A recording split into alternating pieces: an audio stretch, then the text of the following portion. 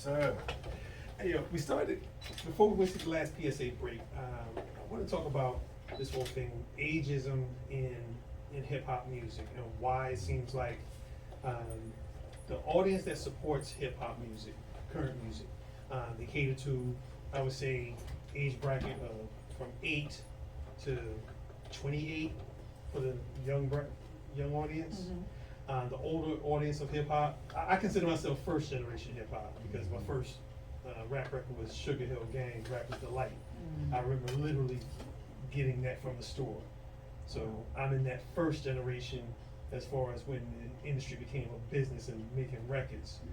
So a lot of the music out now does not cater to this age bracket that I'm in, and also a lot of the artists who started at the age bracket that I'm in, they're relegated to just old school shows, which if they're lucky to get in, let's say 50 touring dates, that's considered lucky.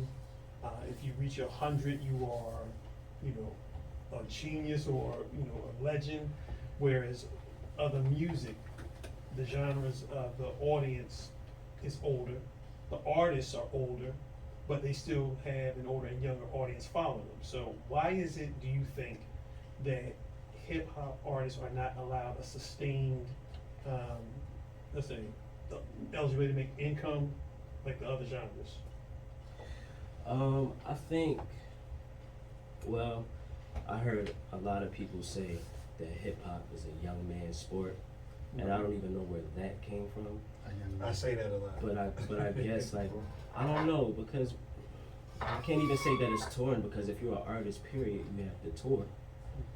But I think for today, I think it really got intense with Soulja Boy.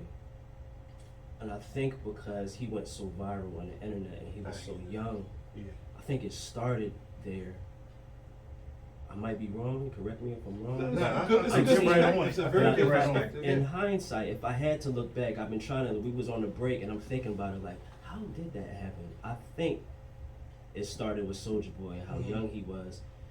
But then a lot of young men his age started to do the same thing, and the labels started to see a pattern within the young people, making the music themselves, even if it was just like, the ABC 1, 2, 3 type of beat, and putting it online, and everybody else being entertained by it.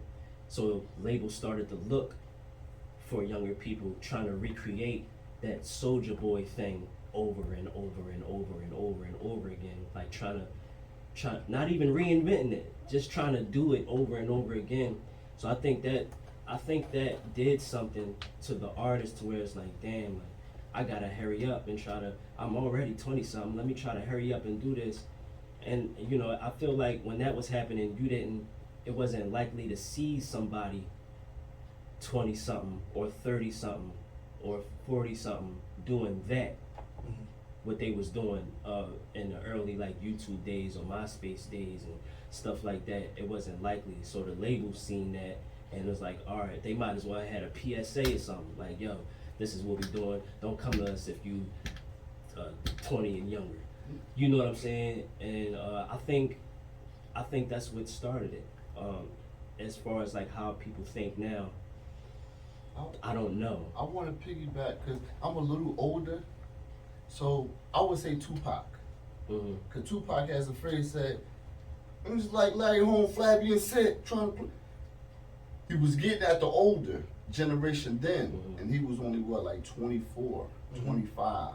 Yeah. And he was making quotes at the older generation, because at that time, I guess, the older generation didn't get what they were trying to do. Same thing as the generations change. Oh yeah. The so generation before doesn't understand what they trying to do. So instead of me dissing you or downing you to an interviewer, because that's where most of it come from, journalism. And people take people's perspective a little wrong. So instead of, at the time, I don't know, Pac had so many issues at that time. The older, we should be the ones that come to the young. Hey, X, Y, and Z. But at the same time, the youngin have to accept, you know. But like I said, it's all about the upbringing. It's all about the upbringing. Right. It starts home first. Right, right. You know what I'm saying? It's all about the upbringing. Yeah. Let me It's jump like- in just real quick, just Yeah. give you my take on it. From watching hip hop from the beginning as a youngin', I'm talking about 4 or 5 years old, seeing the Rocksteady crew, probably too old for y'all. Yeah. But I remember That's sitting not- on my that's uncle's not too old shoulders. for me. I remember sitting on my uncle's shoulders to see them. Mhm. You know what I'm saying? So I've seen the culture just evolve to what it is today from that. And I think that people done got used to hip hop as the music being youth driven, because it's always been the sound of the youth. Right, right. But they said the same thing about Motown. Motown was the But we have to- was the song Yeah. sound of Young America. So they Right. said that too. Yeah. But we have to understand that now hip hop this year turns 50 years old. Mhm. You see what I'm saying? Or late, it's 40s to No, it's 50, 50. depending on when it actually got established, Mhm. right? So now you have that fan base that's in their 50s Right. that still want to go out to see Yeah. Grandmaster Flash. Yeah. They will still want to go out to see LL Mhm. or Run DMC, EPMD, who are Big Daddy Kane, Right. KRS-One. That age group is now coming in because these artists are still alive to tour. They were there from the beginning, but they've been lasted through all these generations. Mhm. You know what I'm saying? Yeah. Now you can have that fan base. So for it to be a young man's game, you can't even say that anymore. Right. Because now you have different genres of age groups that's going out to see artists that are in their 50s. Exactly. Yeah, like Nas. No, it's definitely bro. changing. So now it's coming It's to coming, the point it's coming where back to that. you get into that rock and roll era where you can still go see Mick Jagger and the Rolling Stones right. because that fan base is still alive. You know what I would say though? It's all about when you young, the music that's you Yeah. get. Yeah. So when we were young, man, we heard, like I said, jazz. Mm-hmm. You know what I'm saying? Old blues, like, you know what I'm saying? Old slow like real R&B, like 70s. Mm-hmm. You know what I'm saying? Even in the 80s, we heard 60s and 70s, but we ain't hear rap.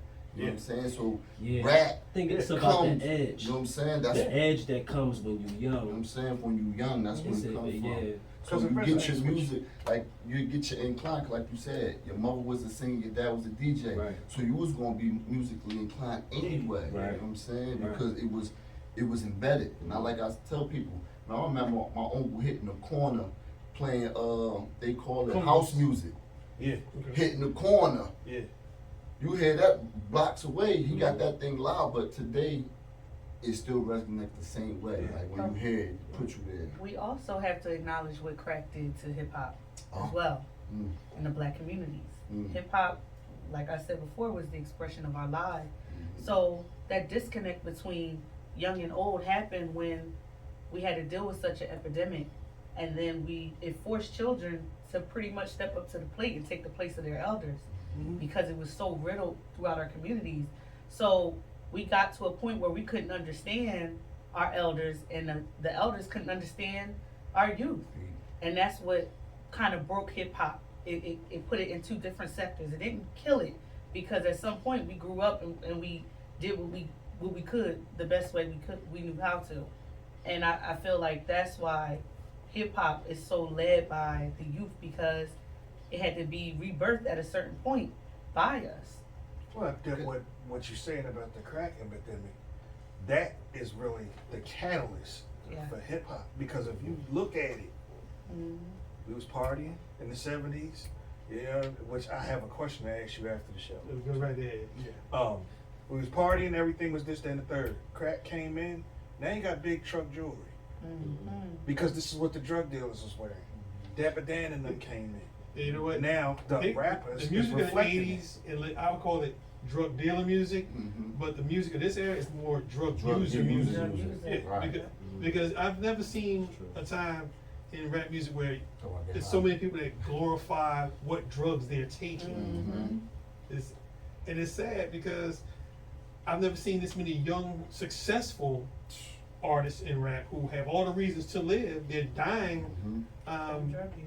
from obscene drug use. I mean, it's ridiculous because there's always been some type of Also, what drug you culture said. in music. It's also what you said about crack. So, you have these rappers and the youth. We saw what crack was doing to people. I ain't smoking that. Right, You know what I'm saying? Nah. We saw that. Right, that's It'd be crazy. like that. Nah, you can keep that. Right. This generation ain't got that. Mhm. It's glamorized. Yeah. I tell you what scares me. Kids are lacing weed. Weed Yeah. on its own is Good enough. is enough. But anytime you add what is it, embalming fluid or what? anything. I don't know. First, I don't I mess with don't none of it. I don't get it. I don't get it. It's but to prove to back up your point, it's glamorized. You know now. whose fault is it? I'm gonna tell you whose fault it is. These big markets. Of course. You know why? Because when we had PE, Yeah. They cut them out. You know, these They took the teachers out. poor righteous teachers, all these people that had knowledge of self Mhm. and trying to give that to us. Oh, they took them out. You see how slow, like, and to be honest, I like their records way Love more them. than a lot of Love people them. that they forced into us. Love You know what them. I'm saying? Like that, like, self-destruction. Mm-hmm. I'll go back and listen to that. Cause I'll be like, Oh, yo, yeah, with everybody on it. you know what I'm saying? Bruh. What it I'm taught them, with you. you see now. They was telling us then, like, yo, we gotta tighten up before this happens. And I'm you with see you. it just, And that's Because why this is- I remember being 15 years old, and 15 years old, I had just discovered that song by way of, I don't even remember how it came to me, but I used to listen to that song over and over and over and over again. And I feel like that was part of one of the things that kept me so straight and narrow, Mhm. listening to a record like that over and over. Not only did I like the production on it, who produced that? D Nice. D Nice. Mhm. So I like the production on it, but then I'm hearing the lyrics. And I'm Mhm. 15, but I'm out there. Me and my best friend, we out there. Mhm. But I'm still listening to this song, and it's having an effect on me. It's making me not do other things because I remember the lyrics in it. I just was crazy you said that song, but that played a part in me not doing these. I could have been out here Wow. wilding. I was out there, but I wasn't. I would see people do stuff, but I'm not Ain't doing doing that. that, right. Nah. Yeah. If it wasn't for Public Enemy, Mhm. right? They introduced me to Islam. Mm. Mm. This is a fact. Because you listen to the music, it's so straightforward. Mhm. And the images in front. You got S1Ws. Yeah. What you know what I'm saying? Yeah. These dudes is serious. Mhm. And then to hear the music, who is this? Minister Farrakhan. Yes. You see what I'm saying? Yeah. You find out who Minister Farrakhan is. Then you sit down and you listen to him. Mhm. You see what I'm saying? Yeah. You start getting that knowledge. And I'm in the 5th grade doing this. And also by the time I was in the 6th grade, I know what my name means Mhm. by having that Quran right there. If they didn't spoon feed me that little bit of knowledge, I wouldn't have been hungry for more. Yeah. I'd have just been listening to the music. But that knowledge was in there. But then it goes back to saying who's supervising the rap industry. Ah, So, Farrakhan, very powerful influence of the rap community in the 90s. Mhm. And then what happened? They gave rappers drugs. They Mhm. started rapping about drugs. So it's like, okay, Farrakhan came.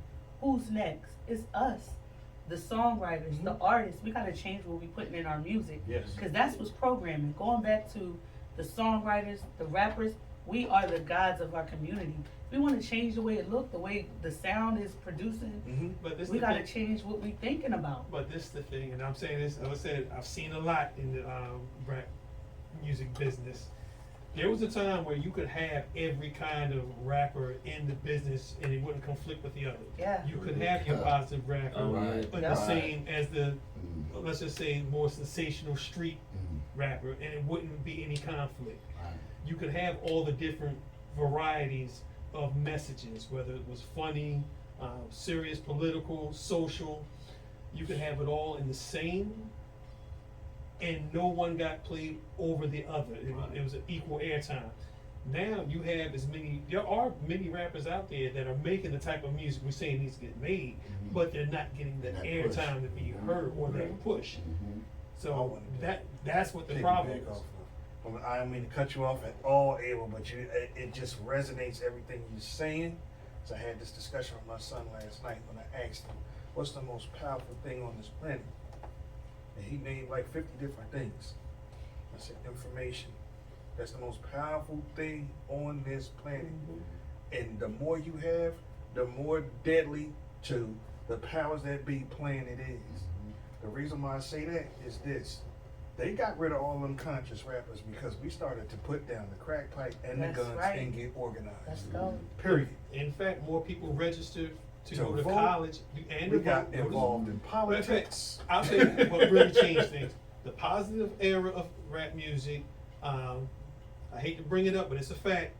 The Cosby Show and Different World encouraged more young Yeah. black people to Yeah. register to go to school Oh, yeah, because of the facts. positive images that it was projecting.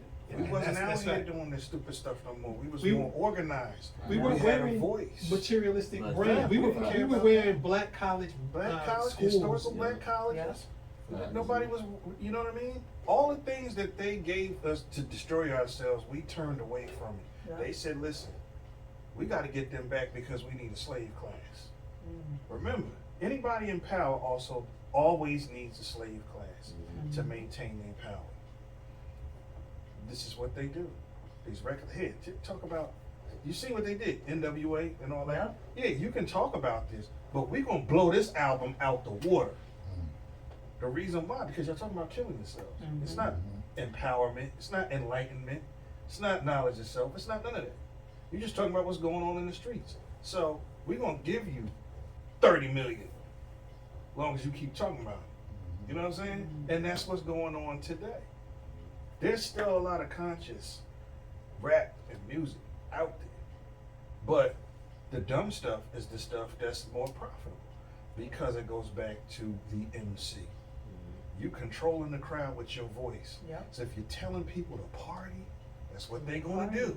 But if you telling people to pick up a gun and shoot somebody, that's exactly what they're gonna do.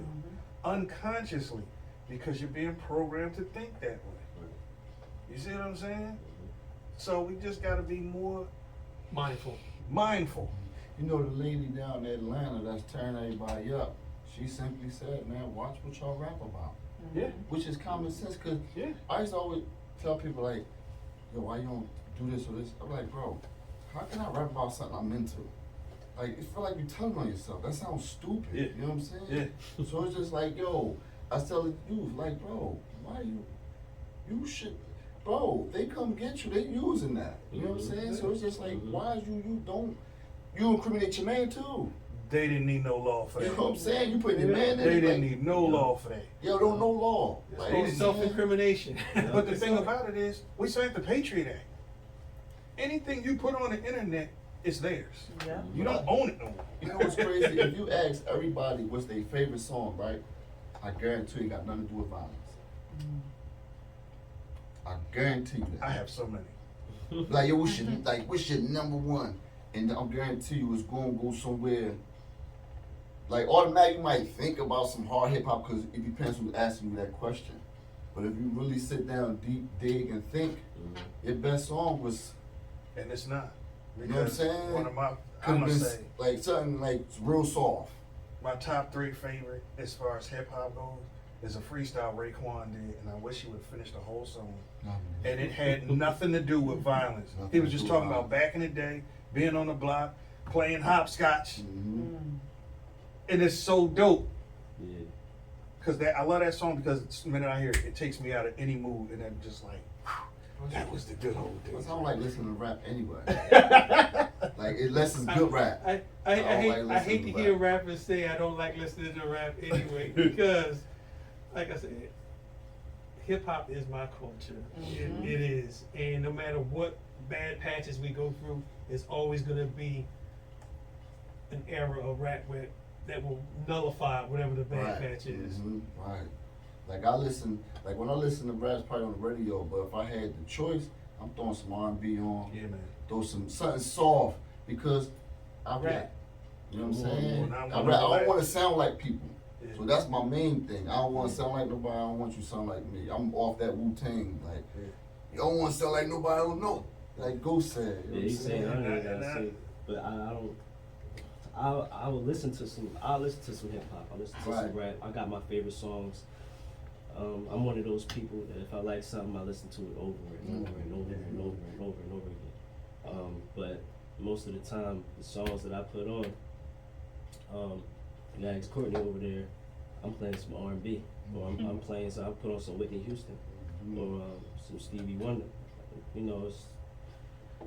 It's nothing against it. I mean, this culture is a big part of my life, but I'm also a musician. So that's what resonates with me the most. When I'm relaxing in the crib, it's jazz. I wake up to jazz. When I'm driving, Curtis Mayfield. Yeah, You said the Yeah. CM word. cause I'm cool. I'm grooving. Now this is stuff that my grandfather used to listen to, Yeah. which is the reason why I do it. Yeah. Big Oldsmobile, like you know what I mean. That's 90 feet long, and you just And you know what's funny? Like, I was listening to. I remember when Snoop said, like Harold Melvin and Blue Notes should never go platinum. So the other day I went and put on Harold Melvin and Blue Notes just to say, why did Snoop say that? But when I listened to Harold Melvin and Blue Notes, I'm like, they got all the fire. Yeah. It was an alley-oop for me. That's what I took from it. Snoop doing my alley-oop because now I gotta go check who's Harold Melvin and Blue Notes. I got 1.5 million followers. That's who's coming to check out Harold Melvin. Right. I said, damn, Snoop, that was dope. You Yeah. know what I'm saying? Because back when I was young, I thought it was a diss. Right. That's using You it. know That's what I'm using your saying? platform and your power. Yeah. That was dope. Like, Yeah. yo, 20 years later from Doggy Style, I'm like, yo, he threw my alley-oop. That was crazy.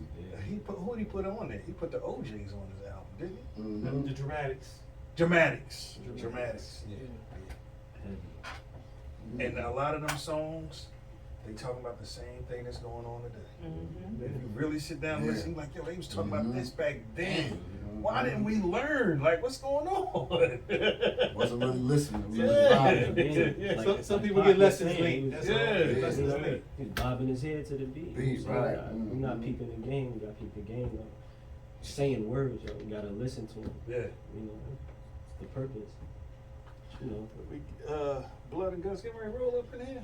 He probably is. He's probably running late. But since we on overtime, and since I got a variety of people here, I'm gonna play a track from the artist we had up last week, Shaquana, aka Canary Sounds. The beat that you're hearing now, that's actually a local beat maker, Thad Gaskins, aka Thad G, aka Infinite Dreams. Yeah.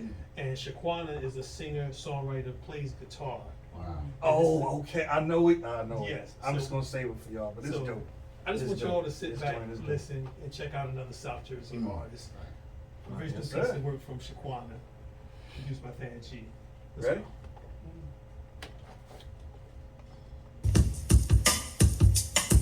This joint is hard. It's hard. This is my groove, too.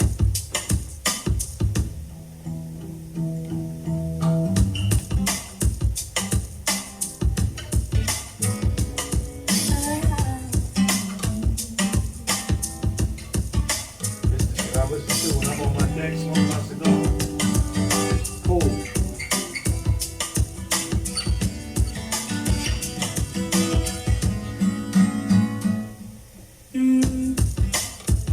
Put your fire in my candy, baby. And that's her Feel playing, in my right? life, baby. I would like to I've seen the clip. Yeah, she you wrote the to song. be everything I need and more. Let's go. I want it to be. Put your honey in my pot, baby. Drink my water when you're hot, baby. I would like food. You to be everything I need and more. Because I want it to be. I want it to be.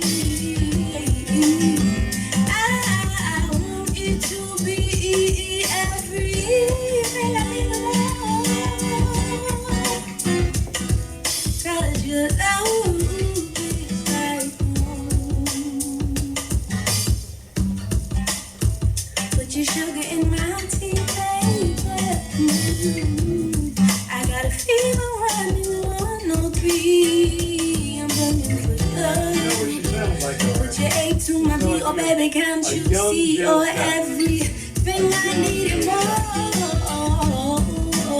And your love, I want you to be. I want you to be.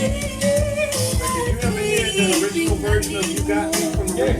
Yeah. Hey, Joe, yo, you know the story behind that. They was kind of hot when they got Badu to fix it. Yeah, to rework her, cause she actually wrote it. Yes. Because I thought it was odd anyway. You got all Philly in there. I mean, I get it, because Badu was a hot thing, Yeah, but that was coming up. but she was coming. But But you ain't heard from her. You ain't heard from her. nah, they was like best friends. And she still got the writing credit. Right. Her and Badu was like best friends. Like,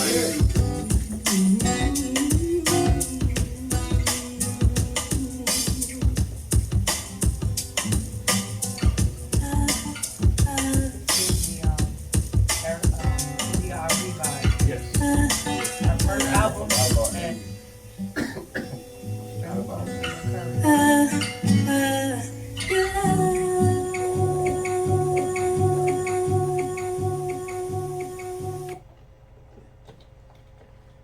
yeah, that was Canary, aka Shaquana. So, since I have musicians and writers and people who appreciate music, what you think of one of South Jersey's finest? beautiful. Yeah, I'm really feeling it. So yeah, so we're about to close this thing out. I want to thank you all for coming up today. This was a great conversation. We got to share some great music. We got to show a lot of great perspective. Is there any last words you want to put out there? You know, if people want to get in touch with you, or if you want to leave a Yes, parting plug message, everything, please. Plug it on. Hey man, follow Street Cash, Street_Cash, Cash for the K. Hey guys, thank you for listening. It's Amirah. You can follow me at AMIRAH.NOI. Shout out to my NJ Indies. You know I love y'all.